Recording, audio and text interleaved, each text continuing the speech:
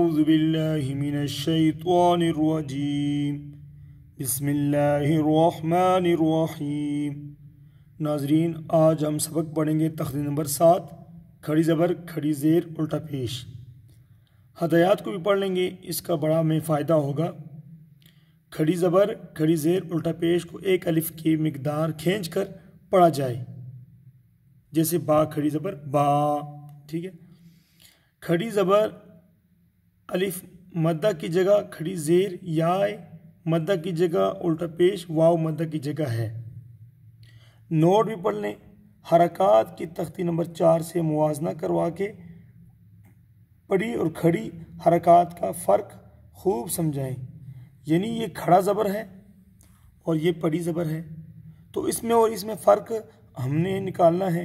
ये ना हो कि क्योंकि हरकत ज़बर ज़ेर पेश को कहते हैं, ठीक है, तो हरकत हमज़ा ज़बर आ, ठीक है, हा ज़बर हा, और खड़ी ज़बर क्या होगा बा खड़ी ज़बर बा। इसी तरह हा खड़ी ज़बर हा, तो इसको थोड़ा सा एक अलिफ की मकदार लंबा करेंगे। ठीक है, और नून और मीम के बाद आने वाले हरूफ मद्दा की आवाज़ नाक में जाने से बचाएं।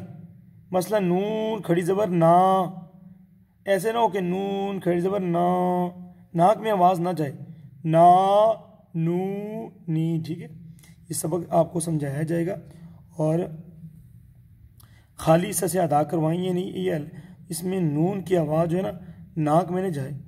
तो ये पहली लाइन हम पढ़ते हैं, मसलन बा खड़ी ज़बर बा, बा खड़ी ज़ेर बी, बा उल्टा पेश बू, बा बी बू, या खड़ी ज़बर या खड़ी ज़ेर यी, या उल्टा पेश यू, या यी यू, रा खड़ी ज़बर रा, रा खड़ी ज़ेर री, रा उल्टा पेश रू, रा री रू, मीम खड़ी ज़बर मा, मीम खड़ी ज़ेर मी, मीम उल्टा पेश मू, मा मी मू, लाम खड़ी ज़बर ला, लाम खड़ी ज़ेर ली, लाम उल्टा पेश लू, ला ली लू, वाव खड़ी ज़बर वा, वाव खड़ी ज़ेर वी, वाव उल्टा पेश वू, वा वी वू,